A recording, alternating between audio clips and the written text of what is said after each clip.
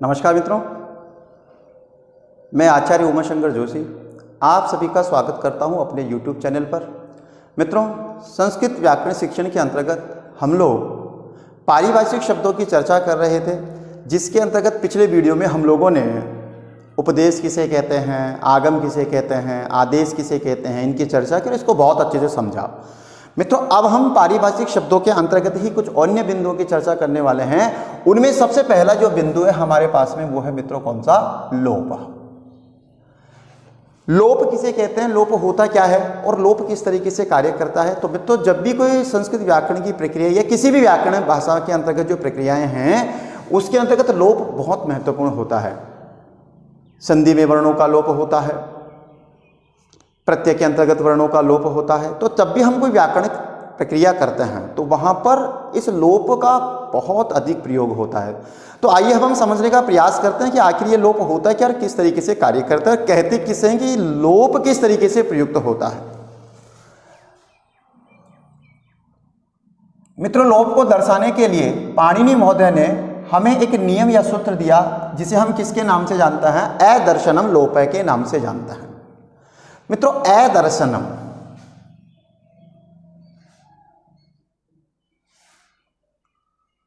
अदर्शनम, तो यहां हम देखते हैं अदर्शनम से तात्पर्य है दर्शन अभाव, अर्थात दर्शन का अभाव, दर्शनाभाव। अब ये दर्शन अभाव किसका? तो यहां पर जो चर्चा होगी, क्योंकि हम भाषा को पढ़ने वाले हैं मित्रों, जो भाषा का जो सबसे प्रमुख या यूं कहें कि जो सबसे छोटी इकाई है वो कौन सी है मित्रों? ध्वनि। क्यों? क्योंकि भाषा के दो रूप हैं, एक मौखिक और दूसरा लिखित। लेकिन जो भाषा का जो मूल रूप है वो क्या है? मौखिक है। और मौखिक रूप से भाषा की सबसे छोटी इकाई कौन सी है मित्रों? ध्वनि है। और मित्रों, ये ध्वनि किसका विषय है? कान का, यानी कर्ण का। यानी कि ये जो विषय है ये श्रवणेंद्रिय का विषय है। हमारी जो ज्ञानेंद्रिय है उनमें से जो हमारे कान हैं वो सुनने का कार्य करते हैं। तो ये जो ध्वनि है, ये ध्वनि भी किसका विषय है मित्रों? कान का विषय है। ध्यान रखने की बात है। तो यहाँ पर जो अदर्शन शब्द है, अब इसकी यदि अदर्शन शब्द की उत्पत्ति की बात करें तो मित्रों ये जो शब्द है ये किस धातु से बना है? दृश्य धातु से। और दृश्य धातु का प्रयोग कौन से अर्थ में होता है? ज्ञान के अर्थ में। तो ज्ञानार्थक जो दृश्य धातु है, और ज्ञान को ग्रहण करने के लिए मित्रों हमारी जो 5 ज्ञानेंद्रियां हैं वो सक्रिय भूमिका निभाती हैं। उनमें से एक जो हमारी ज्ञानेंद्रिय श्रोतेंद्रिय है, यानी कि जो कान है, ये किसके संबंधित हो गए हैं? ध्वनि से संबंधित हो गए। भाषा का जो मूल रूप वो मौखिक है, और मौखिक से सबसे छोटी इकाई कौन सी है मित्रों? ध्वनि है।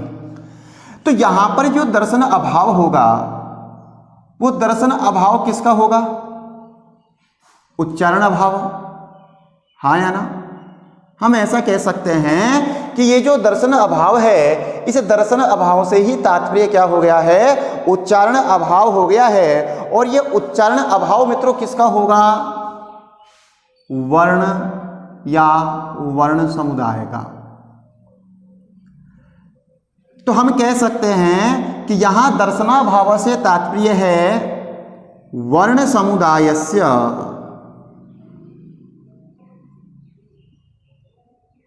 उच्चारण अभाव। वर्ण समुदाय के क्या हो जाता है मित्रों?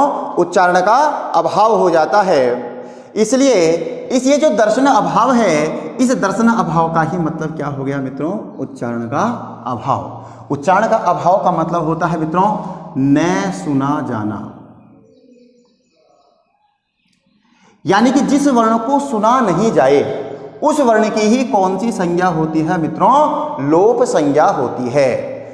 तो अदर्शनम लोपः, ये जो सूत्र है ये सूत्र कौन सी संज्ञा करता है? लोप संज्ञा करता है। और मित्रों यहाँ पर जो अदर्शन है, इस अदर्शन शब्द से तात्पर्य हो गया है कि दर्शन अभाव। और दर्शन अभाव होने के कारण हम ये कह सकते हैं कि ये जो दर्शन अभाव है इसका जो अर्थ होगा वो होगा श्रव्यत्वाभाव।